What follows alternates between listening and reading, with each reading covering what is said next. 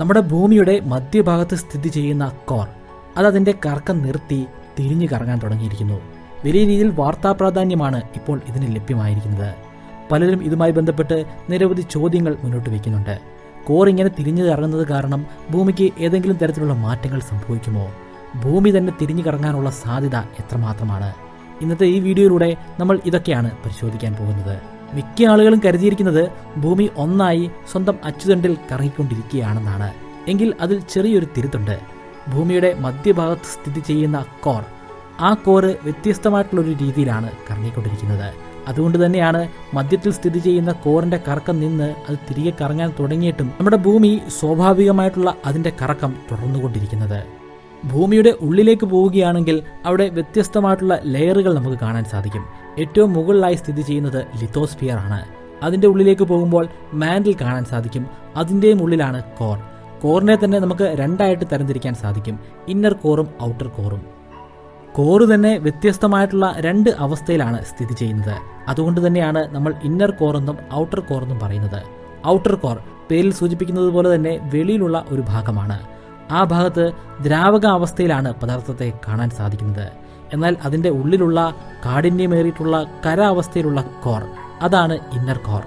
ഭൂമിയുടെ ആരം അല്ലെങ്കിൽ റേഡിയസ് 6378 കിലോമീറ്റർ ആണ്. ഭൂമിയുടെ പ്രതലത്തിൽ നിന്നും നമ്മൾ വലിയൊരു കുഴി കുത്തി അതിൻ്റെ ഉള്ളിലേക്ക് പോവുകയാണെങ്കിൽ ഏകദേശം ഒരു 3000 കിലോമീറ്ററോളം എത്തിച്ചേരുമ്പോൾ നമ്മൾ കോറിൽ എത്തിച്ചേരുന്നതാണ്. കോർ നമ്മുടെ ഉപഗ്രഹമായിട്ടുള്ള ചന്ദ്രന്റെ ഏകദേശം അത്രയും തന്നെ വലിപ്പമാണ് ആ പ്രദേശത്തിനുള്ളത്. ഔട്ടർ കോറിലെ ദ്രാവകാവസ്ഥയും ഇന്നർ കോറിലെ ഖരാവസ്ഥയും കാരണമാണ് വ്യത്യസ്തമായിട്ടുള്ള വേഗതയിൽ അല്ലെങ്കിൽ വ്യത്യസ്തമായിട്ടുള്ള രീതിയിൽ രണ്ടും കറങ്ങിക്കൊണ്ടിരിക്കുന്നത്. ഒരു വലിയ പന്ത്, അതിൻ്റെ ഉള്ളിൽ കുറച്ചധികം ദ്രാവകമുണ്ടെന്നെടുക്കാം.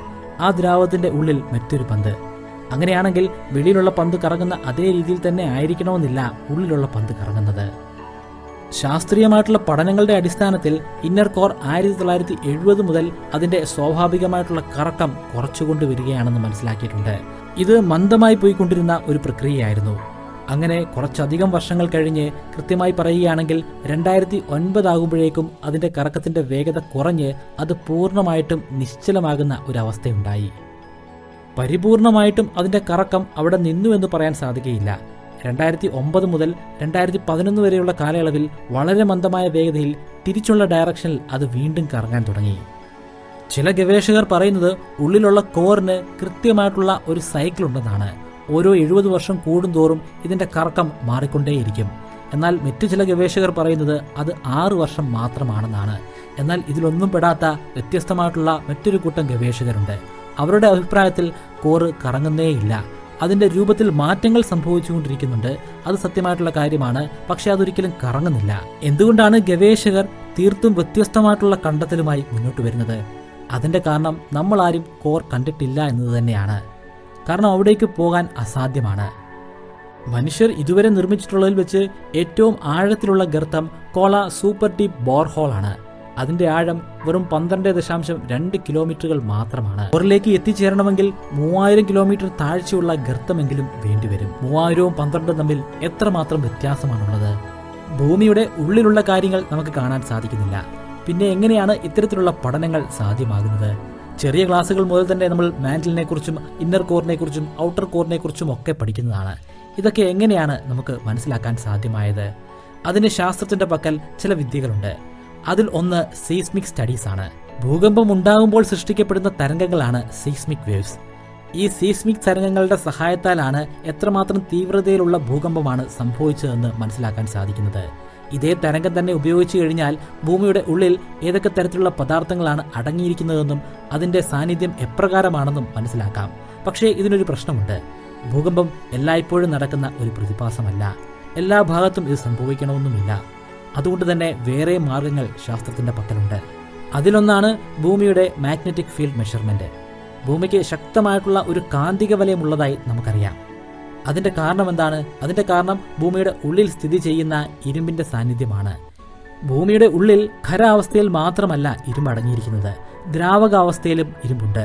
അതുകൊണ്ട് മാത്രമാണ് ഇവിടെ ശക്തമായിട്ടുള്ള ഒരു കാന്തിക വലയം സൃഷ്ടിക്കപ്പെട്ടിരിക്കുന്നത്. മാഗ്നറ്റിക് ഫീൽഡിൽ ചില വ്യതിയാനങ്ങളൊക്കെ സംഭവിക്കുന്നുണ്ട്. ആ വ്യതിയാനങ്ങളൊക്കെ സൂചിപ്പിക്കുന്നത് ഭൂമിയുടെ ഉള്ളിൽ നടക്കുന്ന പ്രക്രിയകളെയാണ്. സീസ്മിക് സ്റ്റഡീസും മാഗ്നറ്റിക് ഫീൽഡ് മെഷർമെന്റും ഉപയോഗിച്ചിട്ട് ഗവേഷകർ മറ്റൊരു വിദ്യ കണ്ടെത്തിയിട്ടുണ്ട്. അതിന്റെ പേരാണ് കമ്പ്യൂട്ടർ മോഡലുകൾ. ഇത്തരത്തിലുള്ള മോഡലുകൾ അല്ലെങ്കിൽ സിമുലേഷനുകൾ സൃഷ്ടിക്കാൻ ഗവേഷകർക്ക് സാധ്യമായിട്ടുണ്ട്.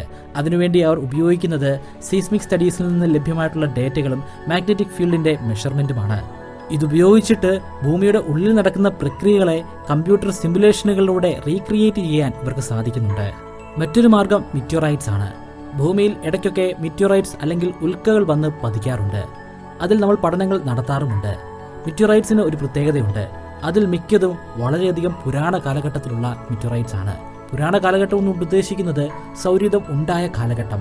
അതായത് ആ പദാർത്ഥങ്ങൾ കൊണ്ടാണ് ഇവിടെ ഉണ്ടായിരിക്കുന്ന ഗ്രഹങ്ങളെല്ലാം നിർമ്മിക്കപ്പെട്ടിരിക്കുന്നത്.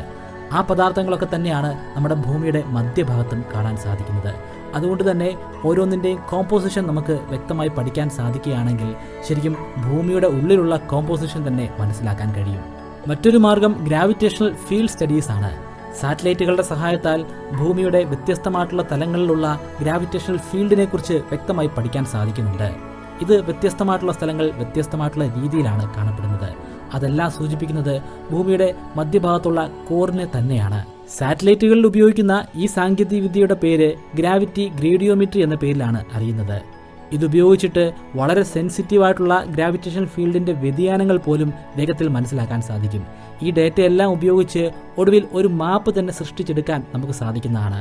ഇതിന്റെ ഏറ്റവും മികച്ച ഉദാഹരണം 2002-2017 കാലയളവിൽ പ്രവർത്തിച്ച ഗ്രേസ് മിഷനാണ്. Gravity recovery and climate experiment mission എന്നാണ് അതിന്റെ പൂർണ്ണമായ നാമം. അമേരിക്കയുടെ നാസയും ജർമ്മനിയുടെ ജർമ്മൻ എയ്റോസ്പേസ് സെന്ററും കൂടെ ചേർന്നിട്ടാണ് ഇത്തരത്തിലുള്ള ഒരു പദ്ധതി നടപ്പിലാക്കിയത്. ഈ പദ്ധതിയിലൂടെയാണ് ശരിക്കും ഭൂമിയുടെ ഉള്ളിലുള്ള സ്ട്രക്ചറിനെ കുറിച്ച് കൂടുതൽ കാര്യങ്ങൾ പഠിക്കാൻ നമുക്ക് കഴിഞ്ഞത്. അതിനെ തുടർന്ന് തന്നെ ഭൂമിയുടെ കാലാവസ്ഥയിൽ ഉണ്ടാകുന്ന വ്യതിയാനങ്ങൾ ഭൂമിയുടെ ഉള്ളിലുള്ള സ്ട്രക്ചറുമായി ബന്ധപ്പെട്ടിരിക്കുന്നു എന്ന് പോലും മനസ്സിലാക്കാൻ സാധിച്ചു. എങ്ങനെയാണ് കോറിലുണ്ടാകുന്ന വ്യതിചലനങ്ങൾ കാലാവസ്ഥയിൽ മാറ്റങ്ങൾ വരുത്തുന്നത്? അത് വ്യത്യസ്തമായിട്ടുള്ള രീതിയിൽ പഠനത്തിന് വിധേയമാക്കിയിട്ടുണ്ട്. അതിൽ വളരെയധികം പ്രാധാന്യം അർഹിക്കുന്ന ഒരു തിയറി ഫ്ലൂയിഡ് മോഷനുമായി ബന്ധപ്പെട്ടതാണ്. കോറിന്റെ ഔട്ടർ ഭാഗം, അവിടെ ധാരാളമായി ദ്രാവകാവസ്ഥയിലുള്ള പദാർത്ഥം അടങ്ങിയിട്ടുണ്ട്. അതിന്റെ വ്യതിചലനം കാരണം ഭൂമിയുടെ മാഗ്നറ്റിക് ഫീൽഡിൽ വ്യത്യാസം സംഭവിക്കുന്നുണ്ട്. അത് കാരണം ഭൂമിയുടെ അന്തരീക്ഷത്തിലും സമുദ്രത്തിന്റെ പ്രതലത്തിലും സംഭവിച്ചുകൊണ്ടിരിക്കുന്ന സർക്കുലേഷൻ പാറ്റേണിൽ തന്നെ വ്യതിചലനങ്ങൾ സംഭവിക്കുന്നുണ്ട്. കൃത്യമായിട്ടുള്ള ഒരു പാറ്റേണിലാണ് അറ്റ്മോസ്ഫിയറിലെ വായുവും സമുദ്രത്തിന്റെ പരപ്പിലുള്ള ജലവും സഞ്ചരിക്കുന്നത്. അത് അപ്രകാരം സഞ്ചരിക്കുന്നത് കൊണ്ട് തന്നെയാണ് കൃത്യമായിട്ട് ജൂൺ മാസത്തിൽ തന്നെ ഇവിടെ മൺസൂൺ മഴ പെയ്യുന്നത്. അതുകൊണ്ട് തന്നെ ഒരു കാര്യം ഉറപ്പാണ്, കോറിലുണ്ടാകുന്ന എന്തെങ്കിലും തരത്തിലുള്ള വ്യതിചലനങ്ങൾ ഇവിടുത്തെ കാലാവസ്ഥയെ വലിയ രീതിയിൽ തന്നെ ബാധിക്കുന്നതാണ്. പക്ഷേ ഇപ്പോൾ ശരിക്കും എന്താണ് സംഭവിച്ചിരിക്കുന്നത്? അതെന്താണെന്ന് മനസ്സിലാക്കണമെങ്കിൽ ഭൂമിയുടെ ഉള്ളിലുള്ള കോർ എപ്രകാരമാണ് കറങ്ങുന്നതെന്ന് മനസ്സിലാക്കേണ്ടതായിട്ടുണ്ട്. 1995 കോർ കൂടുതൽ വേഗതയിൽ കറങ്ങുന്നുണ്ടെന്ന് കണ്ടെത്തിയിട്ടുണ്ടായിരുന്നു.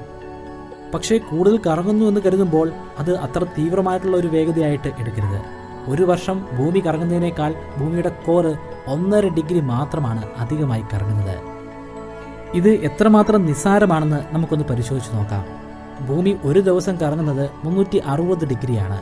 അങ്ങനെയാണെങ്കിൽ ഒരു വർഷം അത് കറങ്ങുന്നത് 1,31,400 ഡിഗ്രിയാണ്. ഭൂമിയുടെ ഉള്ളിലുള്ള കോർ അപ്പോൾ ഒരു വർഷം കൊണ്ട് കറങ്ങുന്നത് 1,31,401.5 ഡിഗ്രി മാത്രമാണ്. വളരെ നേർത്ത ഒരു വ്യതിയാനം മാത്രമാണ് ഭൂമിയുടെ ഉള്ളിലുള്ള കോറ് തീവ്രമായി കറങ്ങുന്നു എന്ന് പറയുമ്പോൾ പോലും അർത്ഥമാക്കുന്നത്.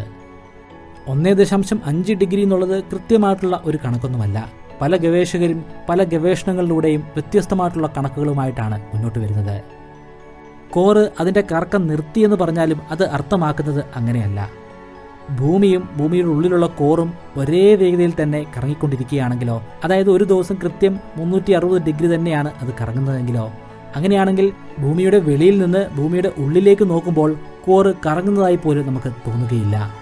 കോറിൻ്റെ തിരിച്ചുള്ള കറക്കവും ഇപ്രകാരം തന്നെ പറയാൻ സാധിക്കും.